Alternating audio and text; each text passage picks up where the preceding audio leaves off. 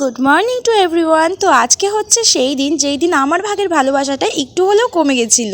তোমরা ঠিকই ধরেছো, আজকে হচ্ছে আমার বোনের বার্থডে। আর এদিকে সকালবেলায় ঘুম থেকে উঠে দেখি বাড়ির সামনে ডাঁটা গাছটা পুরো ভেঙে গেছে, আর ডাঁটা ডালে অনেকগুলোই ফুল হয়েছিল যেগুলোই বোন এখানে তুলে নিচ্ছিল। আর প্রত্যেকবার যখন আমাদের বাড়িতে কারো জন্মদিন হয় দিদাই তেল হলুদটা বানিয়ে দেয়, বলে নাকি চান করে উঠে নাকি এই তেল হলুদের ফোঁটা নিতে হয়। দেন দুপুরবেলায় দিদা এখানে বোনের জন্য ছোট্ট করে একটু রান্না বান্না করে দিয়েছিল। দেন তারপর দুপুরবেলায় লাঞ্চ করে একটুখানি রেস্ট নিয়ে বিকালবেলায় আমরা বেরিয়ে পড়েছিলাম বোনের জন্য কেক নিতে। আর কেক শপে গিয়ে তো এই কেকটা আমাদের ভীষণ পছন্দ হয়ে গেছিল। দেন তারপর আমরা চলে গেছিলাম একটা ফুলের দোকানে, যেহেতু এখন ভ্যালেন্টাইন উইক চলছে তো আমার প্রিয় মানুষের জন্য একটা গোলাপ নিয়ে নিলাম।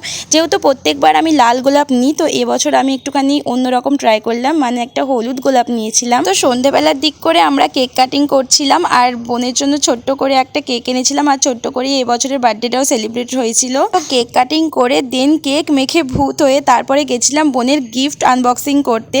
মানে এখানে বোন অনেক রকমের চকলেট পেয়েছিল, তো সেই চকলেটগুলোই আমরা আর কি খেতে গেছিলাম। এখানে সব কিন্তু বোনের চকলেট না, কিছুটা আমারও ছিল যেগুলো আমার প্রিয় মানুষ আমার জন্য এনেছিল। আর এই সেই গোলাপ। প্রথমে তো আমি ভেবেছিলাম যে আমার জন্য হয়তো কিছুই আনিনি, তারপর দেখছি যে পরে ব্যাগ থেকে বার করে দিচ্ছে, তো আমি ভাবতেই পারিনি যে আমার জন্য এতগুলো গোলাপ নিয়ে আসবে।